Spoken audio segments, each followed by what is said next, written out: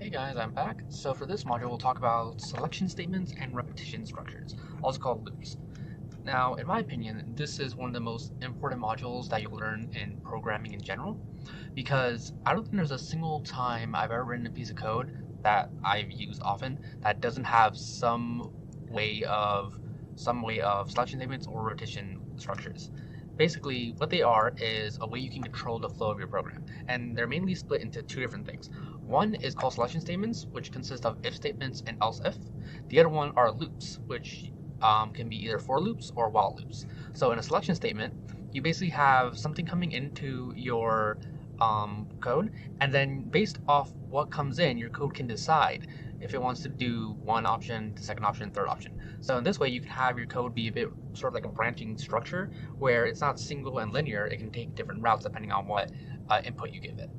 The second thing you can do is loops. So if you've ever had something tedious or menial that you've done, probably by hand, not through code even. So for example, going through data and fixing one little part of the data, and then you have to do that for each little bit of it. Something that is very repetitive that you could easily imagine having a code do it for you, even if it's a bit tedious. That is what a loop does for you. So a loop basically just repeats a small block of code over and over and over again, specifically n times. And I'll talk about what a for loop and a while loop is and their differences later on when we'll get to it. So first, let's talk about selection statements. This part right here.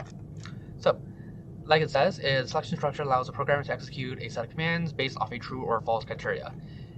For example, if something comes in here and it's true, maybe it'll go this way. If it's false, maybe it'll go this way. Or maybe if it fulfills some other condition, maybe it'll go this way. Depends. So like it says, provides a means of choosing between different paths in a program, and a logical condition is evaluated that often contains both relational and logical operators. So let's talk about this. If we need to go bare bones binary here, where logically speaking, you can either be true or false. So something can be true or 1, or something can be false and 0. So relationally, you can compare two different quantities and ask Matlab, or any programming language really, are these two quantities less than or equal, very equal to each other, and greater than or equal, or not equal. So you have these little symbols for each one. And then you can compare two quantities that were previously compared with relational operators using logical operators. So is this less than this, and is this greater than this? So you have two different things being compared based off a not, and, or. Now that sounds like a bunch of words and it probably doesn't make any sense unless I actually show it to you. So let's go ahead and go to Matlab and do this little small example. So open it up. I'm gonna move this over here. All right, so let's say you have a equals 3, just like in the PDF, PowerPoint, and you say b equals 5, and you have c equals 7. So you have these three different variables, and they're all numbers, so a equals 3, b equals 5, c equals 7. So now you can ask Matlab, okay, using a relational operator, is a greater than b? A greater than b. And because a is 3, b is 5, a is in fact not greater than b, so logically, this is 0, and this is a different type of variable. It's called a logical. So if we go here to the class, it's here is called a logical class. So it's not a number, it's just a yes or no, a 0 or 1. Likewise, we can say b less than c. B is 5, C is 7, so 5 is less than 7, true. Simple enough. And then we can also now incorporate the logical operators. So if you don't remember them, they're the tilde, so for not, and, or the ampersand symbol for and then this vertical line for the or symbol. So let's go ahead and try these out. So we can say, okay, a greater than b, or a less than c. So if a is greater than b, or if a is less than c, report a 1. If neither of them are true, then 0. So a greater than b, so a is 3, b is 5, that's not true, but that's fine because this is an or, so a less than c, a is 3, c is 7, so this should report a 1, because this relation is true, and only one of these has to be true because of this or symbol. And you get 1. Easy enough. Now let's try this and instead. So a less than b, and b greater than c. So now a is less than b, and we see a is 3, b is 5. That is true. 3 is less than 5, so this part is true. But now we need to check this other part. B greater than c, so b is 5, c is 7. Does not look like this is true. B is not greater 5 is not greater than 7. And in order for this whole statement to be true, this has to be true and this has to be true. You can't just have one of them. If you want only one of them, then you have to go for this for symbol. So now this is 0. Simple enough. And in Matlab, because Matlab is very based upon how matrices and vectors and stuff work, you can also compare vectors to each other. So if you have a vector like this, and a vector like this, and a vector like this, so x, y, and z, you can actually do a comparison element by element. So I'm not going to write this in Matlab, I'll just show you the example here. So you see here, it's asking is x less than y. So x and y are the same length. So it's just, Matlab's just going to do an element by element comparison. 1 less than -2, no, false. 0. 2 less than 0, false. 3 less than 2, false. 4 less than 4, no, 4 is equal to 4, false. And 5 less than 6, true. So the last one's going to be 1. Likewise, you can also do an order symbol here and have the appropriate answer. And like this says, Matlab handles comparison between matrices by comparing corresponding elements and creates an answer matrix of zeros and ones, like shown. Now, let's get into the nitty-gritty fun stuff. So the first type of way we're going to be using these logical conditions is in what's called an if statement. So the way an if statement works is if some comparison reports true, so if some logical condition is true, then do some bit of code and then end it. So here's an example. So if some variable g is greater than 50, then run this little bit of code. So this code says, okay, make the variable c equal to whatever it is or whatever it was plus 3, and then subtract g. And then this function here, which you might not know about, is called the display function. So it literally just displays for you in the command window what is in here. So in this case, g. So all this says is if g is greater than 50, do this, end. So that's all it shows. But let's go ahead and see this in Matlab just so you can get some quick instructions on it. So let's make a script for this. So edit if statement practice. Not the best at these names. Let's write clear CLC and close all. Statement testing. Sure. Alright, so first the code was comparing g. So let's say g is equal to, I don't know, 40.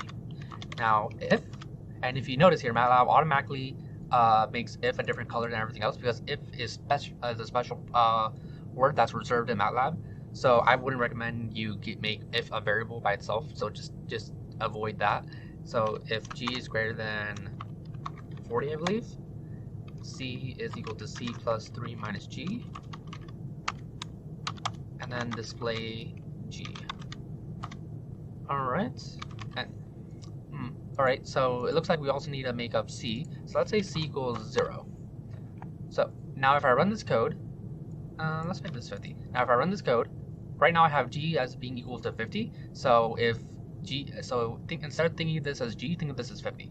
50 greater than 40, true. So it's going to run this code. And what will happen? Well, currently it says c is equal to c plus 3 minus g.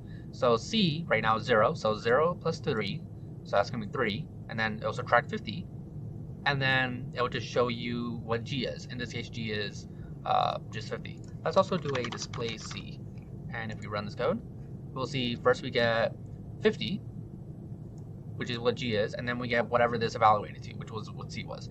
And if I made this not greater than 40, so let's say 20, and ran this code, nothing would happen, because we never even entered this loop.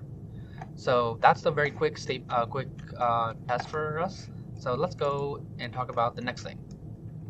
The next thing we can do is the else if statement. So the way the else if statement works is basically there are multiple if statements one on top of the other. So instead of just comparing one thing, you're comparing multiples. So if something is true, do these statements. Else if it's not this, compare this, and if that's true, do something. Else if it's not any of these, do some comparison and then do this. And the very last thing is if it's not any of these, then do this last little thing and then just end it.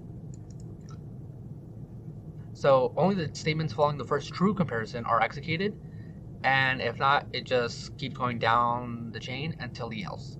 And if all of these are false, it'll just do whatever the else says. So let's go ahead and write this little code here and test it out. So now, else if statement testing. So g equals 11. If g is greater than 10, it looks like he's having x equals 1.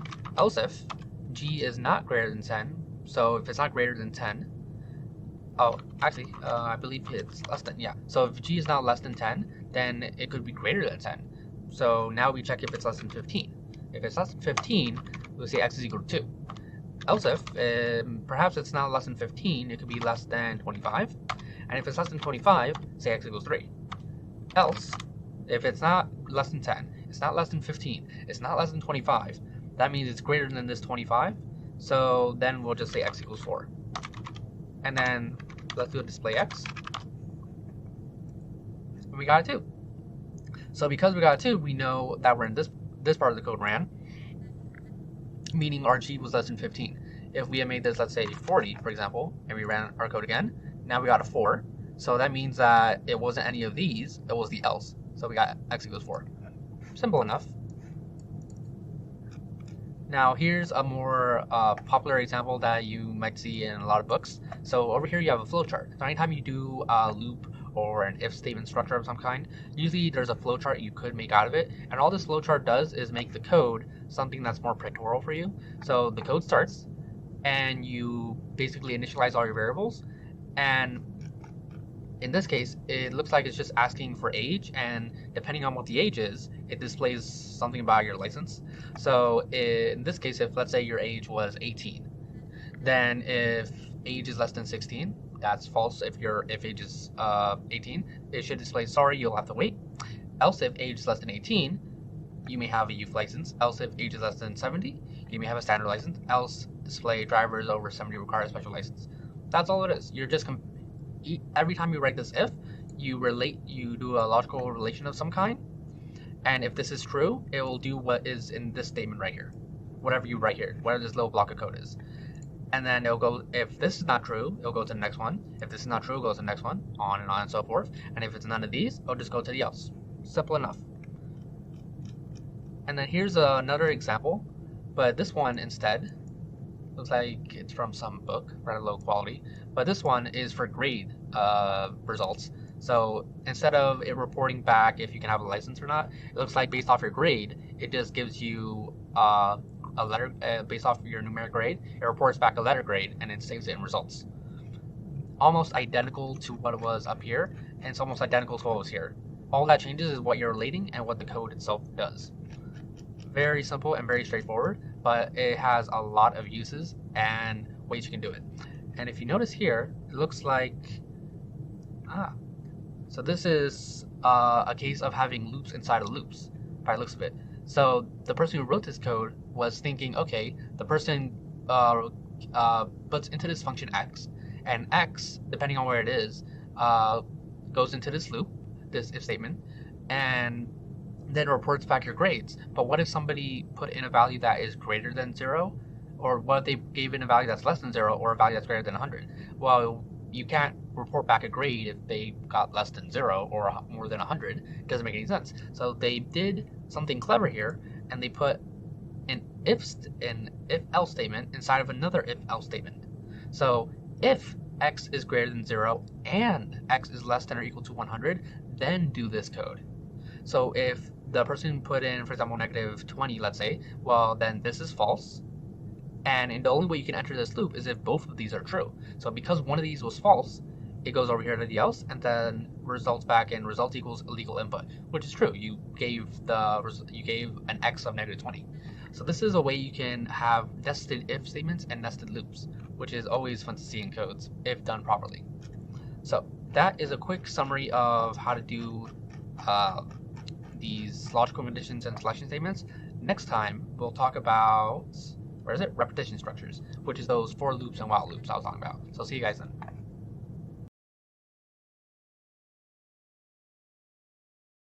Alright guys, let's talk about repetition structures now. Now repetition structures are also called loops, and I'll just call them loops from now on. They're easier to say. So all loops basically consist of 5 basic parts. There is some parameter that you're using to determine whether or not to end said loop. You have the initialization of said parameter, so you set it equal to some value to start off with. Then you need some way to change this parameter every time you go through the loop. And because if you didn't have a way to control this parameter, you just have a loop that continues forever and ever, and that's not ideally the case. And you don't usually want that in your code. And usually there's some sort of comparison using that set parameter to decide whether or not you want to actually end the loop. And then obviously you have the regular code that's doing the calculations. Now that just sounds like a bunch of words, so let's do examples.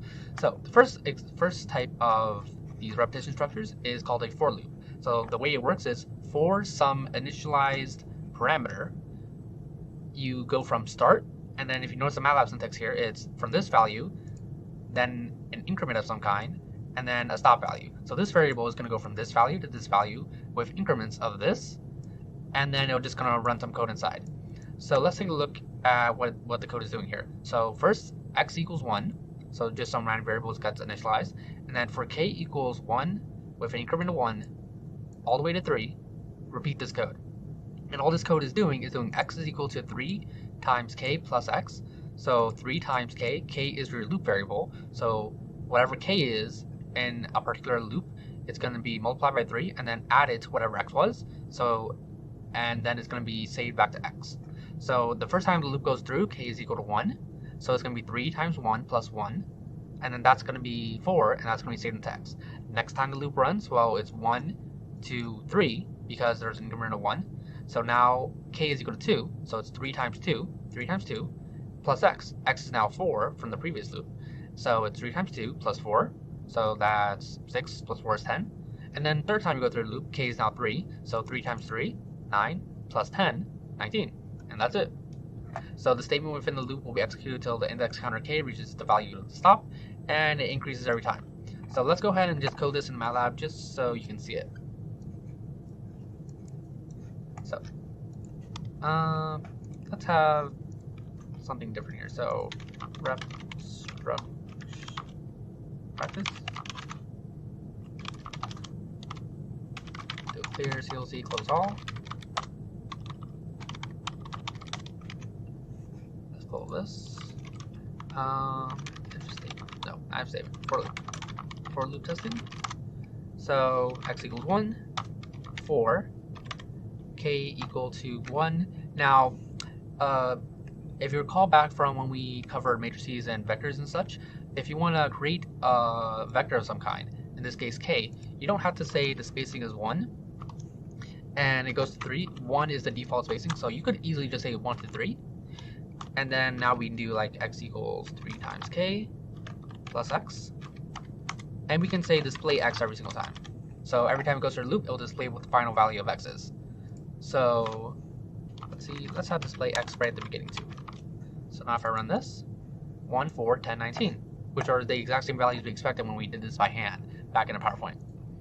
Now, another way people usually write loops, and by people I mean me, we usually have it so that every part of this is a variable of some kind. So usually I do like start is equal to 1, and I'll do like my increment is equal to 1, and then I'll do my end, not end, but let's say stop is equal to 3 in this case. So now instead of having it be these hard-coded numbers, I'll say k goes from start with an increment and then a stop. And this code works just the same as before, but now the way your loop functions is depending on these variables you set up here. So anytime you want to change this loop, you just change how this works. So let's say suddenly I want to go maybe to 10, and now our loop continues. And let's say I don't want to do this increment of 2, let's increment of 1, I want to do an increment of 2. And you can see here that doing this loop makes doing very simple calculations that are repetitive very easy and quick. And you can imagine if this little block of code here is something complicated that you're doing a lot by hand, this can really speed things up. So that's for loops. Now let's talk about the second thing, which is while loops. So while loops, the way they work is just like in a for loop, there's some sort of variable, in this case a comparison, a logical of some kind, and then something you want to do, so the code here. But in a for loop, the way a for loop works is it's finite. So this can't continue on forever. It'll just go from k equals start based on some increment to stop, and once it stops, it just stops. A while loop is a little bit dangerous because it will keep on going unless this comparison is false. Because as long as this is true, this thing will continue forever. And I do mean now, just keep going. There's no stopping it. So the best way I can show it is with this little example. So in this case, a equals 0, and then while a is less than 100, do this part of the code. So a is less than 0, so this code is going to run. So a less than 100, true. So now it says, okay, a is equal to a plus 3. So 0 plus 3 is 3, so a is now 3. The code ends, it loops back around, and Matlab asks itself, is a less than 100? Well, a is right now 3, so it's just going to repeat itself again. And it's going to go over and over and over again until a is not less than 100. The moment we pass 100, then this while loop is false, and the code will end. And it looks like it's just going to report what a is. But let's go ahead and see an example of it, just so I can show you guys. All right. So I don't want this running. Well, I'll have it run, but I'll comment out these two parts of displaying. So if you want to comment out a piece of code, remember it's Control and R. I believe if you're using a Mac, it's Command and R, but you might want to double check that. So let me just check. Right, nothing's running. So while loop. While loop testing. Right. So a equals 0. While a is less than 100. Do a equals a plus 3, end. And then let's see what the value of a is every time we go through this loop, like we did before. Now if I run this, you can see here, similar to before, where we had this little for loop going, it was a equals 0, then 3, 6, 9, 12, 15, 18, so on and so forth, until it got to 99, and then it did one more iteration of this loop. It got to 102, and then when a got over here 102 less than 100, false, and it exited. Simple enough. So why did I say that this while loop could be dangerous? Well, the only reason that this loop ended was because this a value here that we kept on adding to itself was now suddenly greater than 100, which was what we were checking with this logical operator. So what if a never actually, or what if this logical operator could never be false? If it could never be false, then this loop would just continue and continue and continue and never end. So let's just do that. So instead of saying a less than 100, why don't we just say as long as, I don't know, a is greater than or equal to 0. So as long as a is greater than or equal to 0, continue this loop. And we start off a as 0, so you can imagine what's about to happen. And if you haven't, you're in for a treat. So watch this. See that? That is what happens when a loop does not have a way to stop itself. So Matlab is just going through this loop over and over again, and there's no theoretical way to stop it, because what we're saying is as long as a is greater than or equal to 0, just continue on this loop, and a can only get larger based off what this line says, so this loop is just never going to end. And this can be dangerous, so I'd always be careful if you ever make a while loop, because for loops can end, and they do end even if they take a while. While loops can possibly never end. So how do you stop this? Oh, it looks like my Matlab's starting to get a little bit annoyed at me. So if you click this command window and press Control C, that terminates whatever is going on in your code. And in I believe in Linux and in Macs, it's Command C and also Control C for them. So that's how you stop the code here. All right. So that's how while loops work. And in the next section of this video, I'll go over some examples. Some of them use while loops, some use for, some if statements. So look forward to that. See you guys then. Hey guys, so now let's do some examples. So the first example here is calculate the factorial of a number using a for loop. So in case you guys don't remember, all a factorial is you multiply the number, so whatever n is, and then the number before it, and the number before it, and the number before it, and the number before it, all the way until you get to 1. So for example, 5 factorial will be 5 times 4 times 3 times 2 times 1. 3 factorial is 3 times 2 times 1, and so on and so forth. So here's an example of a loop that does that for us. So we start off a variable called x and make it equal to 10, and provide a number of 10. Then we say factor is equal to 1, and then we do a little loop that goes from 1 to, in this case, whatever x is, so in this case 10. So this looks like it's going to count for us 10 factorial, because this loop is going to go 10 times, and each time it's going to go factor, which is, the first time it does this 1, times whatever k is. So this is just going to do 1 times 2 times 3 times 4 times 5, all the way to whatever this x is. And then it looks like it's just going to display the value. So let's go ahead and test this out. Right. So let's do a edit examples. Alright. Clear CLC close all. Factorial example. So x equals 10. Factor. So we need this first factor here just to the beginning part of our little factorial system. And then 4 k, and k is our little parameter that's going to be looped through, is equal to 1, and then colon x. So it's going to go from 1 to 10 with a spacing of 1 if you don't specify. And then all we're saying is factor is equal to factor times k. That's it. And let's have it display what factor is along the way, just like we've been doing before.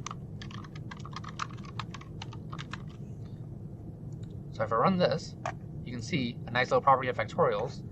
They get very, very big very, very quickly. So first is 1, then it's 2, then it's 6, then it's 24, then it's 120, then 720, so on and so forth. Now, if you want to compare this is right, remember Matlab has a factorial function itself. I believe it's called factorial? Yeah, it's called factorial. So we can test out factorial 10, and it's the exact same thing recalculated. So we know our loop is working properly. So that's factorials and how they work. Let's try the next example.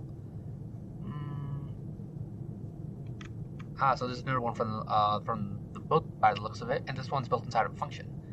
So this one looks interesting. So it's still doing the factorial, but the code is a bit more complicated.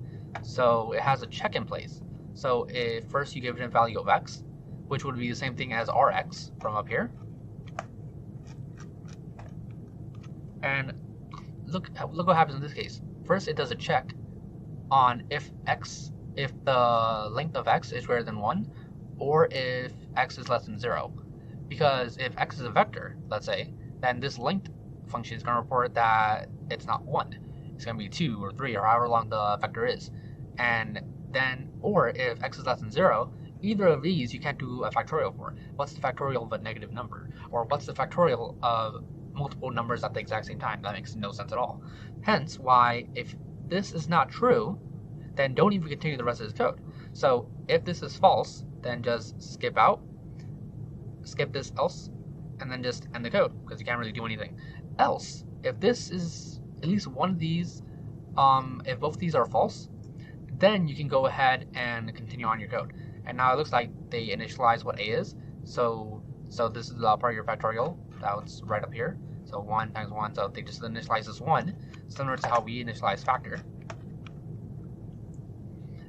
Then looks like they have a counter, and instead of having it be a for loop, they have it be a while loop instead.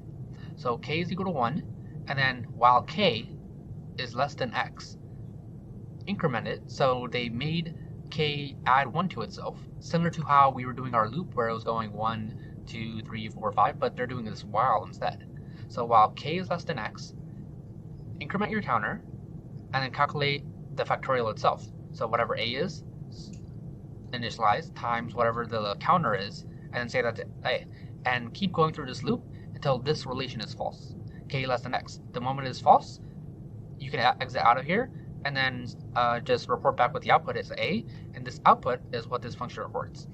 So this is a more, I would say, cleaned up and nicer version of a factorial function, because for one thing, it checks whether or not your input is valid, which is always nice, and it has a check in place such that this loop can't continue on forever, because this loop will continue on only as long as k is less than x.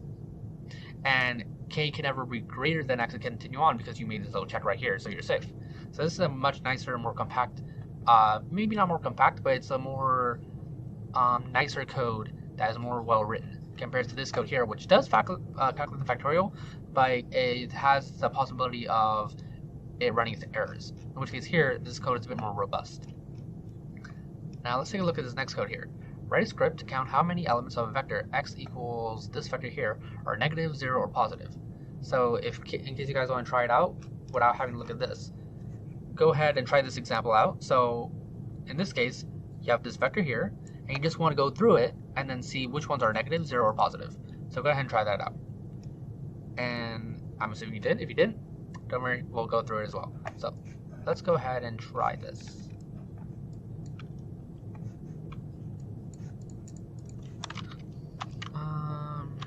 checking neg 0 or positive numbers, I suppose. So we have this x vector here, which is -4, 0, 5, -3, 0, 3, 7, -1, 6. All right. And if we want to go, let's think about this in a programming way. So if we have, always a good idea to think your codes through. So if we have this vector here, and we want to figure out which one of these are negative, 0, or positive, we need to go through each element here, and then figure out what this question is for each of them. So we need some sort of for loop. So let's do for, and by pure convention, some random program in the past decided that II is something nice to have as your counter because nobody makes II a random variable. So II is usually informally used as the counter for a for loop. So you have like II, JJ, KK, ZZ, something simple that nobody else could possibly think would be anything but a counter for a loop. So II is going to be from 1 to, well, usually we would say like, okay, 1, 2, 3, 4, 5, 6, 7, 8, 9, and we put 9 here. But that's a bit lazy in terms of programming because what if this loop wasn't just 9 long? What if it was longer? So instead we would say length of x. And what length of x does is however long this vector is, it'll just report that value as x. So that's more robust code that is less likely to break. So right now we're going through this vector one element at a time. And what do we want to do? We want to ask ourselves, is it negative, 0, or positive? And if it is, we'll just count it. So first things first, we should probably have a counter of some kind. So we need a counter for negative, a counter for 0, and a counter for positive. So let's call that neg count. Set it equals 0. We have 0 count. Set it equals 0, and we have pos count. Set that equal to 0 as well. So now we have these counters here. Let's do, inside of our for loop, let's do an if statement check. So if, well, what are we going to do? If this particular element of x is, let's say, negative, then add 1 to the negative counter. Else if something else, also something else. So let's do x, and we don't want to, let's say, okay, so x is less than 0. Is this, well, if x is less than 0, then that means this element is less than 0, so x is less than 0, and we'll just say neg count is equal to whatever it was, plus 1. But this is slightly false because we don't want to compare the entire vector. We just want to compare our particular index of it. So we need to index this vector. Because remember, x, so let me just run this part of the code. X is this vector, and if I wanted to figure out what the first element is, I just call the first element, so that's -4. And remember, this for loop goes from II of 1 to length of x. So when x of whatever II is, so if x of II is less than 0, if this is true, then that means you're on one of these indices where x of II is less than 0. So you could be here, you could be here, you could be here. It depends on how the loop is going. But if this is true, if this statement reports true, then add 1 to the negative counter. Else if, perhaps it's none of these. So perhaps you go through all the indices and none of them are less than 0. Well, then could it be possible that x of II is for sure equal to 0? And if you want to make sure something is exactly equal to something, you do this equal to symbol. Don't confuse it with equal to. One equal assigns a variable to a value. A second equal is a logical operator. So if this particular index that you're in, this particular index at II is for sure equal to 0, then that means that this element, in this case this one or this one, is 0. So now you can say 0 count is the 0 count plus 1. And if it's not less than 0 and it's not equal to 0, then the only other possible answer is it's greater than 0. So else, so if it's none of these, do this last one. Pos count is equal to pos count plus 1, and this, and remember, all your loops must have an end to it. If not, Matlab will yell at you, and if you notice that red's quickly disappeared. So now, if we run this part of the code, and we display the neg count, display the pos count, and display the 0 count. So let me comment out this line of code here and this line of code here so we can just see here. So it looks like our vector here has 3 negatives, 2 zeros, and the rest of them are positive, which is true if you look at this. And if we had edited this out, so let's make this 1 longer and make it 0, we don't have to change any part of our code because this length fixes however many indices i's is, and it should just report back now how many new values we have. So now you can see the 0 counter is 1 more than before. So this code is nice and compact, and it looks pretty much doable and great. Awesome. So that's another example. Now let's do this last example here, this example 4. So generate 100 random numbers from 0 to 50, so you might want to go back and check how the rand function works, and make them integers using the round function. Find if they can be divided by 3 using the rem function, and replace the ones that are not divisible with 0. Alright, not too difficult, but it might require going back to some of the older videos and modules and seeing how these random functions, rounding functions, and run functions work. So go ahead and do that, and then come back here and see what the answer is, or at least one of the possible answers. Alright, so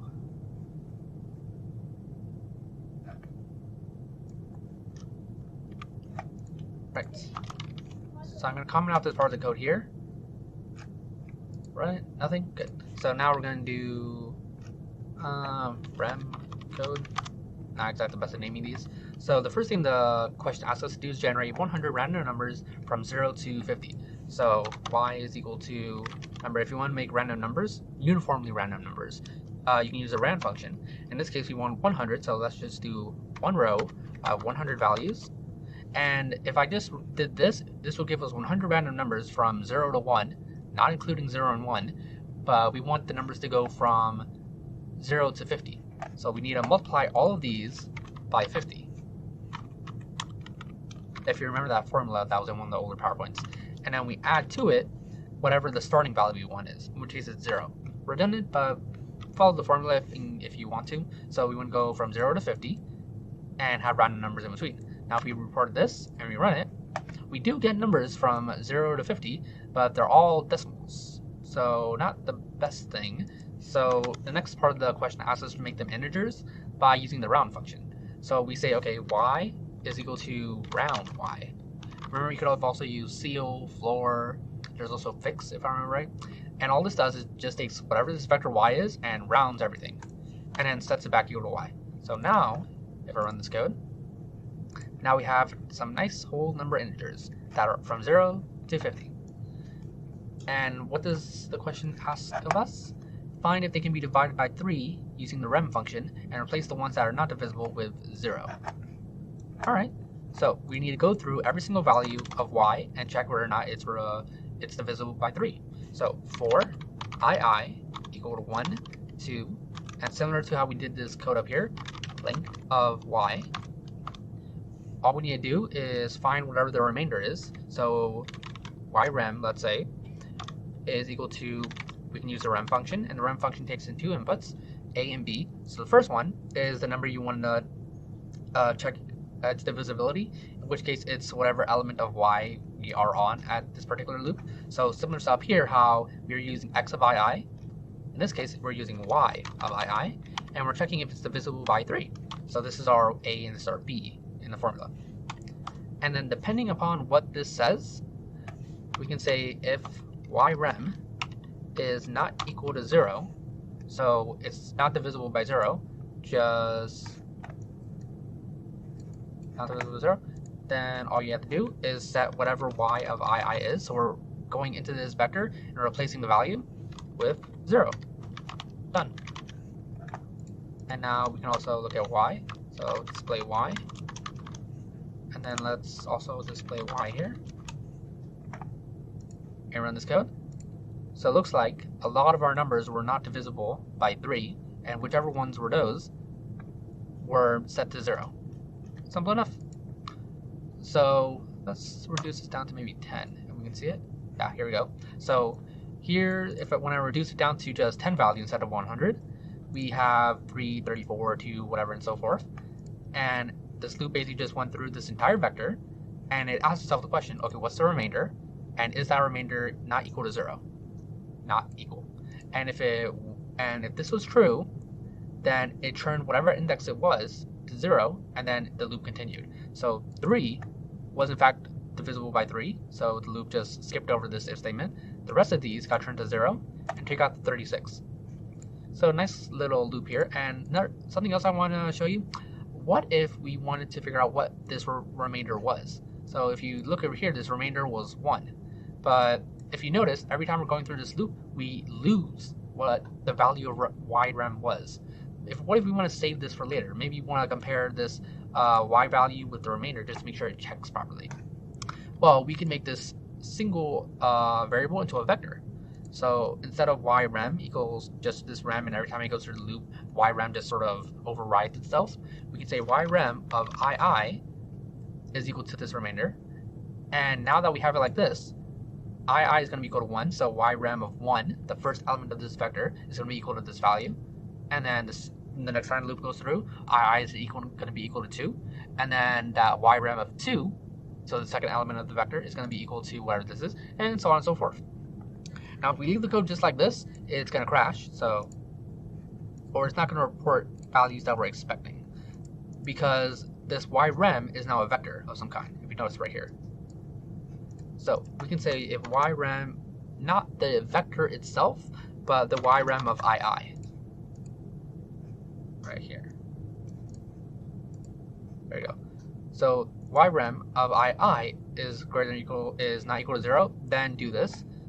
But now we actually have the values of the remainder. So we can now show at the end of this what yrem was while it was going through the loops.